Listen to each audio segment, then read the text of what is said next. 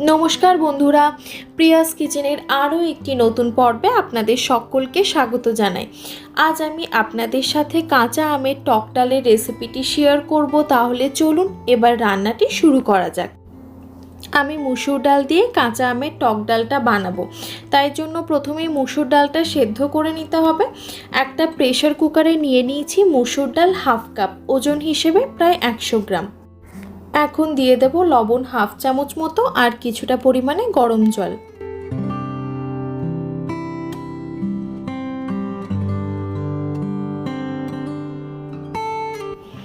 এবার প্রেসার কুকারের ঢাকা লাগিয়ে হাই ফ্লেম আর লো ফ্লেমে একটা করে হুইসেল পড়ার পর প্রেসার কুকার ঠান্ডা হওয়ার জন্য অপেক্ষা করব।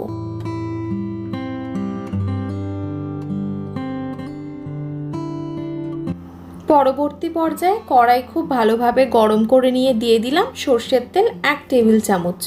তেল খুব ভালোভাবে গরম করে নিয়ে দিয়ে দিলাম একটা শুকনো লঙ্কা, দুটো কাঁচা লঙ্কা এবং হাফ চামচ কালো সর্ষে।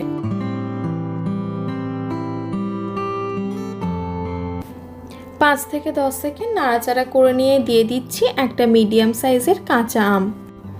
কাঁচা আমটা ভালোভাবে ধুয়ে নিয়ে খোসা ছাড়িয়ে আমি মিডিয়াম সাইজের টুকরো করে কেটে নিয়েছি।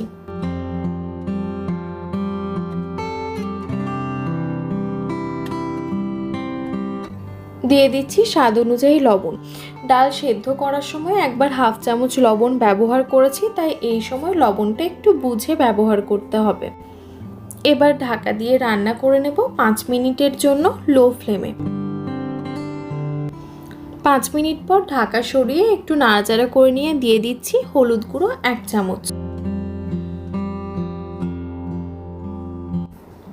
আবারও নাড়াচাড়া করে ভালোভাবে মিশিয়ে নিয়ে দিয়ে দেব আগের থেকে সেদ্ধ করে রাখা মুসুর ডাল।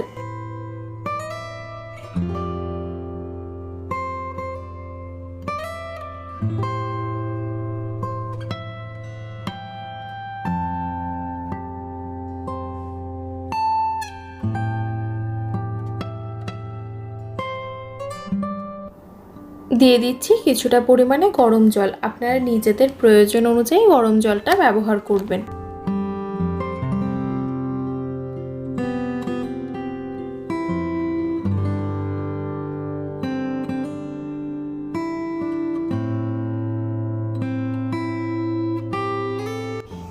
এখন 5 থেকে 6 মিনিট মিডিয়াম ফ্লেমে রান্না করে নিয়ে গরম গরম ভাতের সাথে সার্ভ করব কাঁচা আমের টক ডাল।